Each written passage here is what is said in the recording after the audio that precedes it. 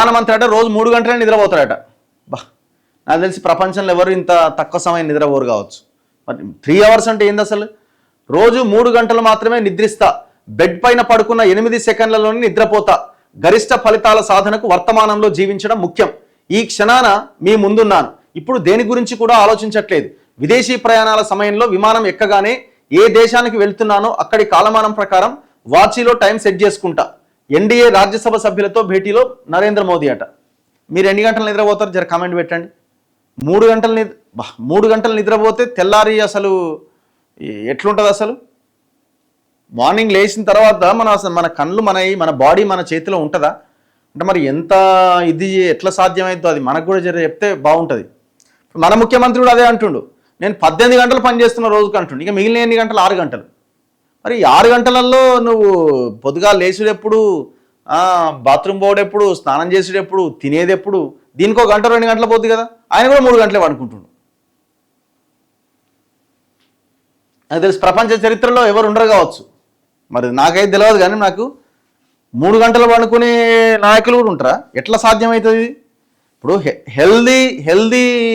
హెల్దీగా ఉండాలి అని అంటే మినిమం 6 గంటల నిద్ర ఖచ్చితంగా ఉండాలి అని చెప్తున్నారు. 8 గంటలు అంటారు, బట్ 6 అవర్స్ ఖచ్చితంగా పడుకోవాలి అని అంటారు.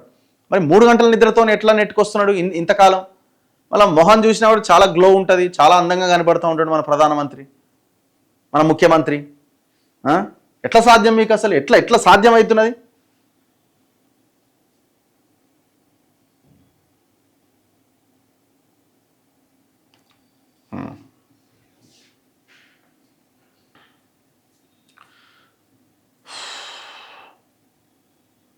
చలో 108కు జీతాలు ఇయ్యక ఎగ్గొట్టే ప్రయత్నం తప్ప 112 చేపట్టే విధానమే ఇది కాబోలు చీచీ అట. ఓకే, రఘు అన్న జార్ఖండ్ ప్రొటెస్ట్ కనిపిస్తలేదా? మొన్ననే మాట్లాడిన దాని గురించి. జార్ఖండ్ ప్రొటెస్ట్ కనబడతలేదా అంటే నీట్ ఎగ్జామ్కి సంబంధించిన ప్రొటెస్ట్కి జార్ఖండ్ ప్రొటెస్ట్కి కొంత తేడా ఉంటుంది. జార్ఖండ్ ప్రొటెస్ట్ అనేది జార్ఖండ్లో ఉన్న ఆ ప్రాంతంలో ఉన్న ప్రజలకు సంబంధించి. ఇక్కడ ఏదైనా పేపర్ లీక్ గురించి మాట్లాడమనండి, పోలీస్ నియామకాల గురించి మాట్లాడమనండి, రోజు మాట్లాడతాం. జార్ఖండ్ ఆ రాష్ట్రానికి సంబంధించి ఆ రాష్ట్రంలో పెద్ద ఎత్తున పోరాటం జరుగుతున్నది. నీట్ అనేది దేశవ్యాప్తంగా జరిగిన ఎగ్జామ్. అది ఆ నీట్ ఎగ్జామ్ రాసిన దాంట్లో తెలంగాణ వాళ్ళు ఉన్నారు, అన్ని రాష్ట్రాల వాళ్ళు ఉన్నారు. సో మనం తెలంగాణలో ఉన్నాం కాబట్టి మాట్లాడాల్సి వచ్చింది. సో జార్ఖండ్ మీద కూడా మనం మాట్లాడిన మొన్న పేపర్లో వచ్చిందని కూడా చాలా పెద్ద ఎత్తున కవర్ చేసినాం.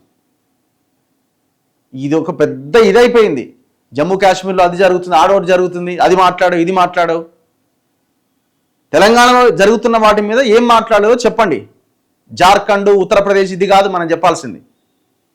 నీట్ ఎగ్జామ్ రాసిన దాంట్లో తెలంగాణ వాళ్ళు కూడా ఉన్నారు కాబట్టి మనం మాట్లాడినాం. అట్లా అని చెప్పి వదిలేయలే కదా, మనం క్వశ్చన్ చేస్తున్నాం కదా. జార్ఖండ్ అయినా, యూపీ అయినా, ఇంకోటైనా ఎవడు అధికారంలో ఉన్నవాడు, బీజేపీ అయినా, కాంగ్రెస్ అయినా, ఇంకెవడైనా సరే ఖచ్చితంగా ఈ పేపర్ లీక్లను ఆపాల్సిందే. బాధ్యులు ఎవరైతే ఆ నిందితులు ఉన్నారో వాళ్ళ మీద కఠిన చర్యలు తీసుకోవాల్సిందే. ఎవరైతే ఏముంది,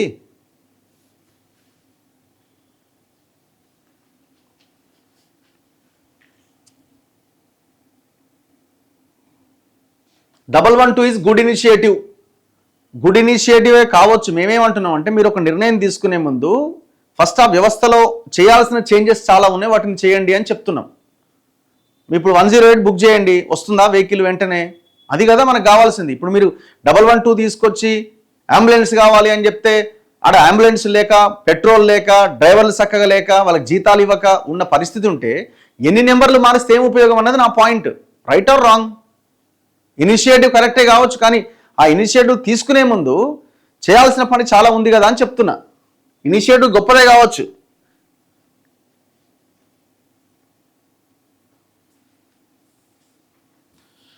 అన్న ఈనాడు 5వ పేజీలో మేడికుంట గురించి చదవండి.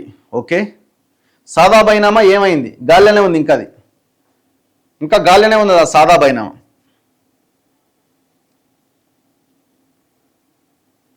ప్రధాని నిద్రను కూడా విమర్శిస్తారు. విమర్శ ఎవరన్నారు బాస్? విమర్శ ఎవరన్నారు? విమర్శ అనలేదు మేము. యోగా ధ్యానం చేసేవారికి సాధ్యమేట కావచ్చేమో, అదే చెప్పమని అడుగుతున్నాను నేను. మరి 3 గంటల నిద్ర యోగా చేసే వాళ్ళు కూడా 3 అవర్స్ నిద్రపోయే వాళ్ళు నేనే తేడా మరి ఎక్కడ చూడలే. మరి మేము వ్యతిరేకించట్లే, గొప్ప విషయం అని చెప్తున్నాం. మీకు ఎట్లా సాధ్యం అవుతున్నది అని అడుగుతున్నాం. పిల్లల ఫీజు రియంబర్స్మెంట్ కాక పిల్లలను అడుగుతున్నారు కాలేజీ వాళ్ళు. అదే వచ్చి ఇప్పుడు అసలు టోటల్గా ఈ ఫీజు రియంబర్స్మెంట్ ఎపిసోడ్లో రేవంత్ రెడ్డి కాలేజీలకు అమ్ముడు పోయిండు. మొన్న తీసుకొచ్చిన జీవో 8, జీవో 9 కూడా కాలేజీలకు ఫేవర్గానే ఉన్నది. ఇప్పుడు అంత పెద్ద వ్యవస్థలుండి ఆ కాలేజీలన్నీ దాదాపుగా రాజకీయ నాయకులు అయినప్పుడు వాళ్ళే ఫీజు రియంబర్స్మెంట్ నిధులు ప్రభుత్వాల ద్వారా తీసుకోవడానికి ఇబ్బంది పడుతున్నప్పుడు పుట్టకొకరు గుట్టకొకరు ఉన్నటువంటి పిల్లలు వాళ్ళ అకౌంట్లో డబ్బు లేకపోతే ఎవరు పోరాడాలి? ఎవరు వాళ్ళు సంఘటితంగా ప్రభుత్వాన్ని క్వశ్చన్ చేసే పరిస్థితి రావాలి? అంటే టోటల్గా ఇప్పుడు ఏం చేస్తారంటే కాలేజీలకు వదిలేసారు అన్నమాట. ఇక కాలేజీలు ఏమంటాయి, మీకు ఆల్రెడీ గవర్నమెంట్ వేస్తుంది కదా, మీరు ఫస్ట్ అయితే కట్టేయండి, తర్వాత మీ అకౌంట్లో మీ డబ్బులు పడతాయి. కాలేజీలకు ఫ్రీ హ్యాండ్ అనమాట ఇప్పుడు. ఇక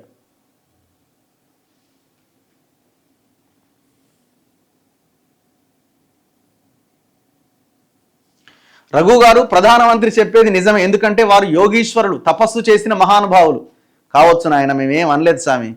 ఆయన 3 గంటలు పడుకుంటేంది, 4 గంటలు పడుకుంటేంది, ఎవరు ఎట్లా పడుకుంటే మాకేం సంబంధం? ప్రధానమంత్రిగా అక్కడ కూర్చోబెట్టిర్రు, పని చేయమని చెప్తున్నాం గంతే. మేము ఆయన నిద్ర గురించి, ఆయన తిండి గురించి మేము అడగలే.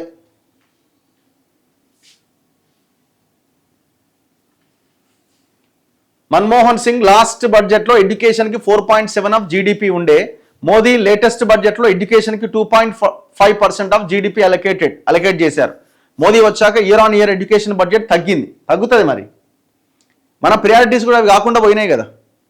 మనం కూడా ఏం పథకాలు ఇచ్చిండు, ఏం ఉచితాలు ఇచ్చారు అన్నదే చూస్తున్నాం తప్ప ఎడ్యుకేషన్ అండ్ హెల్త్ మీద ఫోకస్ చేయట్లే కదా.